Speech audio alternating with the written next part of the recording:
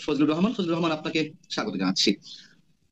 আমি সরাসরি আপনার কাছে প্রশ্ন করতে চাই, অ্যাডভোকেট ফজলুর রহমান, যা কিছু এই মুহূর্তে দেশে চলছে, সাবেক সমন্বয়ক হাসান আব্দুল্লাহর একটি ফেসবুক স্ট্যাটাস এবং সেনাবাহিনীর বিরুদ্ধে এক ধরনের অভিযোগ আওয়ামী লীগকে পুনর্বাসনের বিষয়ে, এবং গত 24 ঘন্টায় যা কিছু ঘটে গেল, সবকিছুকে আপনি কি হিসেবে দেখছেন? আপনাকে অসংখ্য ধন্যবাদ। বাংলাদেশের আমার সম্মানিত জনগণ, জনতা, তাদেরকে আমার সালাম, এবং বিদেশে যারা দেখছেন তাদেরকে আমি সালাম জানাচ্ছি। আসসালামু আলাইকুম। আমি গত রাতেও বাংলাদেশের প্রেক্ষাপট নিয়ে, বর্তমানে প্রেক্ষাপট নিয়ে অনেক কথা, বিদেশের একটা চ্যানেলে। আজকে আপনি আমাকে জিজ্ঞেস করছেন, আমার এগুলো বলতে আর ইচ্ছা করে না, ভালো লাগে না। এইরকম একটা দেশ স্বাধীনতার 54 বছর পরে আমি দেখব আমার এই বয়সে, এইটা যদি আমার কল্পনার মধ্যেও থাকতো, তাহলে মুক্তিযুদ্ধে যাওয়ার আগে আমি 100 বার চিন্তা করতাম মুক্তিযুদ্ধে যাব কিনা। আমি এই দেশ কোথাও দেখি না যে একটা দেশের কয়েকজন যুবক, 2 3 4 5 6 7 8 9 10 হইল, তারা যে সব কথা বলে, এটা একটা দেশ। এই দেশে 18 কোটি মানুষ আছে। এই দেশে তাদের ছোট ভাই আছে, সমসাময়িক বন্ধু আছে, তাদের বড় ভাই আছে, তাদের মা বাবা আছে, এবং মা বাবার চেয়েও অনেক বয়সে বড় মানুষ আছে। তারা এটা চিন্তাই করে না এই দেশে কারা আছে। তারা মনে করে তারা এই দেশের শেষ কথা। এটা ভাবতেও আমার অবাক লাগে যে আমার দেশের যুবকেরা এত উদ্ধত চিন্তা করে এবং কথা বলে। যেমন তারা একজন, এই অধ্যত্ত কোত্থেকে পাচ্ছে? অ্যাডভোকেট ফজলুর রহমান, আপনার কি মনে আমি হয় আমি আমি বলছি। জি জি।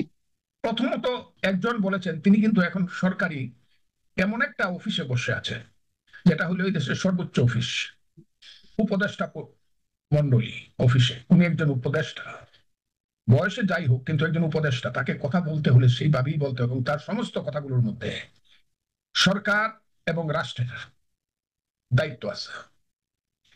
এই যুবকটি যে কি বললো, কই তার বাড়ি, তার বাপের নাম কি, কোথায় থাকতো, কোথায় লেখাপড়া করছে, কোথায় রাজনীতি করছে, কোন সড়ক দিয়ে হাঁটছে, মানে আগরতলার যে মহারাজা ছিল বীর বিক্রম মাণিক্য বাহাদুরের ছেলেরা ওইভাবে কথা। তারা মনে হইতেছে তারা ওই ধরনের বীর বিক্রম মাণিক্য বাহাদুর। কি বলতেছে, 5ই আগস্টের আন্দোলন যদি আমরা সফল হতে না পারতাম, তাহলে প্রয়োজনে সশস্ত্র যুদ্ধ করতাম। এর আগে 2 3 জন ছেলে বলেছে কিভাবে তারা পুলিশকে মেরেছে, কিভাবে কি তারা উড়িয়ে দিয়েছে, ইত্যাদি ইত্যাদি। পরশুদিন আরেকবার একজন বললো, তার নাম বোধহয় হাসনাত আব্দুল্লাহ। সে এমন ভাবে ক্যান্টনমেন্টকে চ্যালেঞ্জ করলো, সেনাবাহিনীকে চ্যালেঞ্জ করলো, যদিও সে বললো যে প্রয়োজনে নিজের জীবন দিয়ে দিব। জীবন দিয়ে দিব মানে তো যুদ্ধ করার প্রয়োজন আসবে। তো উনি যুদ্ধ করতে চান কার বিরুদ্ধে? ওনারা যুদ্ধ করতে চান কার বিরুদ্ধে? সেই যুদ্ধ করার আকাঙ্ক্ষা বা বাসনা যদি থাকে যে একটা দেশের ক্যান্টনমেন্টের বিরুদ্ধে বা সেনাবাহিনীর বিরুদ্ধে যুদ্ধ করবে, ইনস্টিটিউশন, যখন তার বিরুদ্ধে বা যুদ্ধ করার কথা আসবে, তখন তো শুধু সেনাবাহিনী, এটা ওয়াকারুজ্জামানের বিরুদ্ধে একক মল্ল যুদ্ধ না, এটা তো ক্যান্টনমেন্টের বিরুদ্ধে, আমাদের সার্বভৌমত্বের প্রতীক সেনাবাহিনীর বিরুদ্ধে যুদ্ধের কথাটা বোঝায়। তারা এত সাহস কোত্থেকে পায়? কারা তাদের পিছনে আছে? দেশটাকে তারা কোথায় নিতে চায়? একজন সন্তান আমাদের, যাকে মাস্টার মাইন্ড বলছিল জনাব ইউনূস সাহেব, সেই ছেলেটি আজকে থেকে 3 বার উনি বললেন যে এই দেশ গৃহযুদ্ধ হবে। এই যে ক্যান্টনমেন্ট আক্রমণ করার, যে সেনাবাহিনীর বিরুদ্ধে যুদ্ধ করা, আন্দোলনে ফেল করলে সশস্ত্র সংগ্রামের দিকে যাওয়া, এই অস্ত্রগুলো কোথায়? আমি আজকে যে অস্ত্র যদি তাদের কাছে থেকে থাকে, নিশ্চয়ই তারা বাপের বেটা। তারা বলুক যে আমাদের, তাদের কাছে কি কি অস্ত্র আছে। আর তারা যদি না বলে, তারা যদি সেই গোপন অস্ত্র দিয়ে যুদ্ধ করতে চায়। আজকে দেখলাম পত্রিকায় আসছে, তাদের অস্ত্র কোথেকে আসছে। থানা লুট করা না, শুধু পাকিস্তান থেকে যে ফুড খাদ্যের নামে যে স্টিমার আসছে, সেইখানে সন্দেহ করা হয়েছে যে এতে অস্ত্র আসছে কিনা। আমি আজকে এই বাহিনী এবং তার প্রধানকে জিজ্ঞাসা করব এবং অনুরোধ করব যে যদি কোনো অবৈধ অস্ত্র থেকে থাকে, যে অস্ত্রের থ্রেট হলো ক্যান্টনমেন্ট এবং বাংলাদেশের সেনাবাহিনী, সেই অস্ত্রগুলো উদ্ধার করতে আপনাদের পদক্ষেপ নেওয়া উচিত কিনা। নাকি আপনারা এমনই করবেন, 5ই ফেব্রুয়ারিতে একজন মানুষের বাড়ি যেভাবে বুলডুজার দিয়ে যখন ঘুরায় দেয়, যখন সেখানে হিজবুত তাহরীরের পতাকা উত্তোলন করে, আইএস এর পতাকা উত্তোলন করে, সেনাবাহিনী গিয়ে যেমন হাততালি দিয়ে একটু তাদেরকে সাহস দিয়ে পিঠ চাপড়িয়ে এসে পড়েছিল, আজকের ব্যাপারটাও কি আপনারা সেভাবে যেতে দিবেন কিনা? সেনাবাহিনী কি চাপড়ে এসেছিল? মানে এটা কি আপনি মানে কষ্টের সাথে বলছেন যে নিরাপত্তা পালন করেছিল এই জন্য ওটাকে পিঠ চাপড়ে এসেছিল, এভাবে বলছেন, নাকি আসলে পিঠ চাপড়ে এসেছিল গত 5ই ফেব্রুয়ারি বঙ্গবন্ধু বাড়ি যখন বুলডোজার দিয়ে ভাঙা হলো? একটা দেশের সেনাবাহিনীর সামনে যখন আগুন লাগিয়ে দেওয়া হয়, সামনে যখন বুলডোজার চালিয়ে দেওয়া হয় কোনো বাড়িতে, সে যার বাড়ি হোক, এবং সেইখানে যখন নিষিদ্ধ পার্টির পতাকা দেখানো হয় যা পৃথিবীতে অনেকগুলো দেশে নিষিদ্ধ, তখন সেনাবাহিনীর পিঠ চাপড়ানোর অর্থ হইল হয় সেনাবাহিনীর মেরুদণ্ড ভেঙে গেছে, তা না হলে অন্যায় কাজকে তারা সমর্থন করছে। আমি বলতে চাই, আমরা কি এইভাবে কালকে এই গত রাত্রে ঘুমাইতে পারি নাই, আমি 2 মাস যাবত রাত্রে ঘুমাতে পারি না। শেখ হাসিনা ফেসিস্ট ছিল বলা হোক, স্বৈরাচারী ছিল বলা হোক, আমরা তার বিরুদ্ধে আন্দোলন সংগ্রাম করছি। সে 1400 1824 সনে বিনা ভোটে ইলেকশন করছে, দেশ লুট করছে, ঠিক আছে, কিন্তু তার সময় বুঝতে পারতাম যে সে কি পর্যন্ত যেতে চায়, সে কতটুকু ডিক্টেটরশিপ চালায়। তো একটা জিনিস বুঝতে পারতাম যে সে যে কোনো শক্তি প্রয়োগের মাধ্যমে নিজে ক্ষমতায় থাকতে চায়। কিন্তু আজকের যে শক্তি, এই যে আমাদের সন্তানদের যুবকদের যে শক্তি, ইউনূস সাহেবের যে শক্তি, এই শক্তিটা তো বুঝতে পারতেছি না। ওইটা ছিল অন্ধকার, আর এটা হলো কুয়াশা। কুয়াশাতে ডাবল হেডলাইট জ্বালাইলো, কিন্তু সামনে কিছুই দেখা যায় না। এই যে দেশটাকে কুয়াশাচ্ছন্ন করে ফেললো ছেলেরা, এরা কে চায়? যে দেশের মানুষ কি রাত্রে ঘুমাইতে পারবে না? এই দেশের মানুষকে সবসময় ভাবতে হবে যে আমাদের ছেলেরা হয়তোবা সেনাবাহিনীর সঙ্গে যুদ্ধে নেমে যাবে, হয়তোবা আমাদের দেশ সিভিল ওয়ারের দিকে চলে যাবে, হয়তোবা আমাদের দেশের স্বাধীনতা হস্তমিত হবে। সেই কথাটা কি প্রতি মুহূর্তে বাংলাদেশ রাখবে? এর কি কোনো প্রতিকার নাই? এই দেশে কেউ প্রতিকার করতে পারে না। আমি তো আমাদের দেশের সার্বভৌমত্বের প্রতীক সেনাবাহিনীকে বলবো, আল্লাহর দোয়াই লাগে, আপনারা কি এটার প্রতিকার করতে পারেন না? যদি না পারেন সুস্পষ্ট ভাবে বলে দেন আমরা এই দেশ ছেড়ে চলে যাই, অথবা মৃত্যুর জন্য ইন্না লিল্লাহি ওয়া ইন্না ইলাইহি রাজিউন বলে প্রস্তুত হই। না পারলে সেনাবাহিনী আপনারা যে আমাদের কারো দেশে নিরাপত্তা নাই, পুলিশ নাই। আমার মতো লোকের উপরে মিনিটে মিনিটে থ্রেট আসতেছে। আমি টেলিভিশনে অন্তত 50 বার বলছি আমার জীবনের নিরাপত্তা নাই, আমি পার্কে হাঁটতে যেতে পারি না, 3 বার যাব। আমি তো দেখি দেশে পুলিশ, এই দেশে বিচার বিভাগ নাই। এখন যদি দেখি সার্বভৌমত্বের প্রতি আর্মিও নাই, তাহলে তো বুঝতে হবে যে এই দেশ নাই কিছু, এই দিকেই যাচ্ছে দেশ। আপনি যে জীবনের নিরাপত্তা ঝুঁকির মধ্যে রয়েছেন, আপনি কি প্রশাসনকে জানিয়েছেন আনুষ্ঠানিকভাবে বা কোনো লিখিত অভিযোগ করেছেন পুলিশের কাছে? এর চেয়ে এই যে এইভাবে যে বলতেছি আমি, এর চেয়ে টেলিভিশনে বলা, ফোন করে বলা, এবং রাষ্ট্রের সর্বোচ্চ নিরাপত্তা কর্মকর্তাকে বলা, এর কোনোটাই বাকি রাখি নাই। আমি একজন আমার কথাটা শুনেন, আমি কেন দরখাস্তটা দিই না? আমার মতো মুক্তিযোদ্ধা দরখাস্ত করে আমার জীবনের নিরাপত্তা চাইতে হবে, এর চেয়ে কি মৃত্যু আমার ভালো না? এই যে সাবেক সমন্বয়করা বা উপদেষ্টা পরিষদ যারা রয়েছে, কিংবা এই যে জাতীয় নাগরিক পার্টি, তারা যে বলছে বা তাদের যারা কর্ণধার বা সামনের সারিতে যারা রয়েছে, 5 আগস্ট শেখ হাসিনা পালিয়ে না গেলে বা এই যে আন্দোলন সফল না হলে তারা সশস্ত্র বিপ্লব করতো। আপনি এর মধ্যে কিছুটা ইঙ্গিত দিয়েছেন তাদের হাতে কি ধরনের অস্ত্র আছে বা সেই অস্ত্র তারা শো করবে কিনা। তারা অস্ত্র দিচ্ছে, কোত্থেকে আসতে পারে, কি মনে হচ্ছে আপনার? আমি নিজের চোখে যেটা দেখছি, রাজশাহী ইউনিভার্সিটির শিবিরের এক নেতার কক্ষে যে অস্ত্র দেখলাম, এটি দিয়ে তো সে যুদ্ধ শুরুই করতে পারে। এবং রাজশাহী ইউনিভার্সিটির একজন শিবিরের অস্ত্র থাকতে পারে, তাহলে কেন্দ্রে কত অস্ত্র আছে যারা নিজেরা স্বীকারই করতেছে যে আমরা সশস্ত্র বিপ্লব করতাম। আমি তো সেই কথাই বলি, এটা তো আমাদের ভীতির কারণ, এটা তো আমাদের ভীতি। একটা রাষ্ট্রের স্বাধীনতার সার্বভৌমত্ব থাকবে কিনা, এটা এখন সবচেয়ে 100% প্রশ্নের সম্মুখীন হয়ে গেছে। যখন একদল লোক বলতেছে আমাদের কাছে অস্ত্র আছে বা ছিল, আমরা যদি ফেল করতাম সেই অস্ত্র ব্যবহার করতাম, এখনো আছে।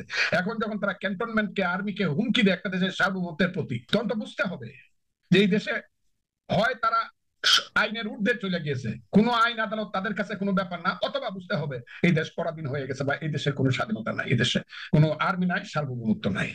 আমি তাই মনে করি যে এইটার ব্যাপারে একটা ফয়সালা হওয়া উচিত। এবং ইউনূস সাহেব এই ব্যাপারে কি বলেন, এই যে আমার মিল্লাতে বোধহয় হাসনাত যে বক্তৃতা করলো, এবং ওই যে মন্ত্রী ছেলেটা যে বক্তৃতা করলো, আপনি বলেন তো দেখি, মন্ত্রী ছেলেটাই বলতেছে, মন্ত্রীর মতো উপদেষ্টা সজীব ভুইয়া তার নাম, সে বলল যে আমরা যখন ইউনূস সাহেবকে প্রধান উপদেষ্টা করার জন্য আমরা সফল হইলাম, তখন প্রধান সেনাপতি বললেন, কি বললেন, যে আমি বড় কষ্টে নাকি আমি এটা মেনে নিলাম, পাথর চেপে সিদ্ধান্তটি মেনে নিচ্ছি, পাথর চেপে এই সিদ্ধান্ত আমি মেনে নিলাম।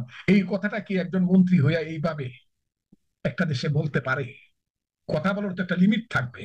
হয় তার মন্ত্রিত্ব যাবে, না হয় সেনাপতিত্ব যাবে, কোনটা যাবে আমি তো বুঝতেছি না। দুজনই তো আছে এখনো 24 ঘন্টা। আমি সেনাপ্রধান যে মন্তব্য করেছেন সেটা তো লড়াকু আসামি কিংবা মামলার আসামি, তিনি একজন সরকার প্রধান হন কিভাবে? এটা তুমি আইনের জায়গা থেকে বলতেই পারেন। তুমি সব যারা হিজবুত তাহরির করো, যারা আল কায়দার মতো আফগানিস্তান বানাতে চাও, যারা এই দেশটাকে সিরিয়া বানাতে চাও, কালকেও একটাই বলছে, এগুলোরে কি বলবো আমি, যে না আমরা সিরিয়ার মতো করব না, তবে আমরা তুরস্কের মতো করবো। সেনাবাহিনীকে যে মুখোমুখি দাঁড় করানো হচ্ছে, গণমানুষের বিরুদ্ধে তাদেরকে দাঁড় করানো হচ্ছে, দাঁড় করানোর চেষ্টা চলছে, মানে সেনাবাহিনী সম্পর্কে এমন একটি চিত্র আমাদের সামনে উপস্থাপন করা হচ্ছে এই ছাত্র সমন্বয়ক বা একটা বিশেষ গোষ্ঠীর পক্ষ থেকে। এটি কিসের ইঙ্গিত? আপনি বারবার এই কথাটা বলতেছেন, আমি যতটুকু প্রথমেই প্রশ্নটা আপনি করছেন, এখনো করছেন, আমি ঠক করে উঠে কাইপে উঠে আমার হার্ট বন্ধ হয়ে যেতে পারে। আমি এটা চিন্তা করতে চাই না যে একদল লোক সেনাবাহিনীর বিরুদ্ধে যুদ্ধে গেছে।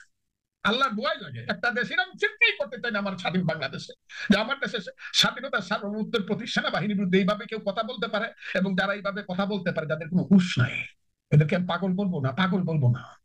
এরা ক্ষমতার মতো মোহে অন্ধ হয়ে গেছে, এদেরকে অন্ধ বলবো। এদের বিবেক বন্ধ হয়ে গেছে, এরা বুঝতেছে না কি কথাগুলো ওরা বলতেছে। তাদের কথাগুলো নির্জলা অর্থ হইলো সেনাবাহিনীর বিরুদ্ধে যুদ্ধ করতে চায় তারা। আমি এইটা আমি দেখতে চাই লাগে। আমি সিরিয়ার মতো বছরের পর বছর একটা দেশে রক্তের সাগর সৃষ্টি হোক, এই আসাদ পালায়া গেছে, সিরিয়ার যে মূল শাসক পালায়া গেছে, পালায় যাওয়ার পরে আবার ফিরতে এসে দেখা যেতেছে, আমি কালকে হিসাবে দেখলাম প্রতিদিন 2100 করে লোক সিরিয়াতে মরতেছে পরস্পরের বিরুদ্ধে যুদ্ধ করে। আমি এই দেশটা দেখতে চাই না তো, আমি তো গৃহযুদ্ধের একটা দেশ দেখতে চাই না, আমি তো মুক্তিযুদ্ধের দেশটা তো সৃষ্টি করছি আমি। আর সন্তান যে সৃষ্টি করে, সন্তান যতই অন্যায় করুক তার প্রতি পিতার মায়া অনেক বেশি থাকে। আরেক ভাবে যদি বলি, এই দেশটা হলো মুক্তিযুদ্ধের দেশ, মুক্তিযুদ্ধ হলো আমাদের মা। কারণ মুক্তিযুদ্ধের পেট ছিঁড়েই বাংলাদেশের সৃষ্টি হয়েছে। এই বাংলাদেশ মরে যাক, এই বাংলাদেশ ডুবে যাক, এই বাংলাদেশ পরাধীন হয়ে যাক, এটা যারা বুঝতেছে না, যারা বুঝতেছে না তাদেরকে, সেই মূর্খদেরকে আমি বলি, বাংলার ইতিহাস পড়ো। একদিন আমাদের পূর্বপুরুষদের ভুলে হোক আর দুর্বলতায় হোক, আমার বাঙালি জাতি কিন্তু পরাধীন হয়ে গিয়েছিল পাল বংশের পরে বারে বারে। কিছুদিন বাদ দিলে পরে সেই বাঙালি জাতিসত্তা কোনোদিন নিজের দেশের, নিজের মানুষের স্বাধীনতা কোনোদিন পায় নাই, কোনোদিন বলতে পারে নাই আমার একটা দেশ আছে, কোনোদিন বলতে পারে নাই আমার একটা জাতিসত্তা আছে। সেই বাঙালির জাতিসত্তাকে দখল করেছিল প্রথমে মুঘলরা, তারপরে ব্রিটিশরা। শত শত বছর যাবৎ ব্রিটিশের লাল সেই নীল সাহেবদের অত্যাচারে মায়েরা বোনেরা কেঁদে কেঁদে ছড়া বলেছে। আমি সবসময় বলি, ছেলে ঘুমালো, পাড়া জোড়ালো, বর্গি এলো দেশে, বুলবুলিতে ধান খেয়েছে, খাজনা দিব কিসে, ধান ফোরালো, পান ফোরালো, খাজনার উপায় কি, আর কটা দিন সবর করবো শুনবো না।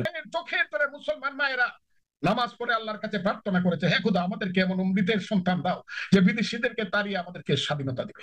বাংলার হিন্দু মায়েরা সন্ধ্যাবেলায় তুলসীর তলায় গিয়ে প্রদীপ জ্বালিয়ে ভগবানের কাছে প্রার্থনা করেছে, হে ভগবান আমাদেরকে এমন এক সন্তান দাও, এমন একদল অমৃতের সন্তান দাও যারা আমাদেরকে স্বাধীনতা দিবে। সেই স্বাধীনতা, সেই স্বাধীনতা যেন এইসব মূর্খ দুর্মুখ, এইসব অবুঝ অন্ধদের কারণে বাংলার স্বাধীনতা যাতে অস্তমিত না হয়। সেন্ট মার্টিন দ্বীপে আইসা যেন ওই ওই যে কি কয় ফুলপুরি, কি মেয়েটার নাম, ওই যে ফুলপুরি, ফুলপুরি 1 বছর যাবৎ মানুষ যাইতে পারে না, আমার দেশে আমি যাইতে পারি না। ওখানে যাতে কারো স্টিমার না লাগে, উত্তর দক্ষিণ পূর্ব দক্ষিণ না, পূর্ব পশ্চিম উত্তর দিক থেকে যাতে আমার ভৌগোলিক অবস্থান ছোট হয়ে যাওয়ার মতো কোনো কাজ আমরা না করি। কথাটা খুব বলে দিলাম। আপনি সেনাবাহিনীকে এক ধরনের তাচ্ছিল্যের সঙ্গে বা কষ্টের সঙ্গে বলছেন যে তারা পিঠ চাপড়াবে কিনা। এই মুহূর্ত পর্যন্ত সেনাবাহিনীর যে ভূমিকা, সেনাবাহিনীর বিরুদ্ধে যে ধরনের কথাবার্তা বলা হচ্ছে, যে ধরনের হুঙ্কার আক্রমণাত্মক বক্তব্য দেওয়া হচ্ছে, তার বিপরীতে সেনাবাহিনীর যে অবস্থান, এটি কি আমরা তাদের ধৈর্য ধারণের দিক থেকে আমরা মিন করব, নাকি তাদের বিশেষ কোনো দুর্বলতা রয়েছে, কি বলবেন আপনি? সেনাবাহিনীর দুর্বলতা আছে মনে করলে তো দুর্বল। আমি মনে করি সেনাবাহিনীর এই মুহূর্তে তাদের প্রাতিষ্ঠানিক ভাবে ইউনূস সাহেবের প্রতিষ্ঠানকে বলা উচিত, you take action against this type of স্কাউন্ডারস।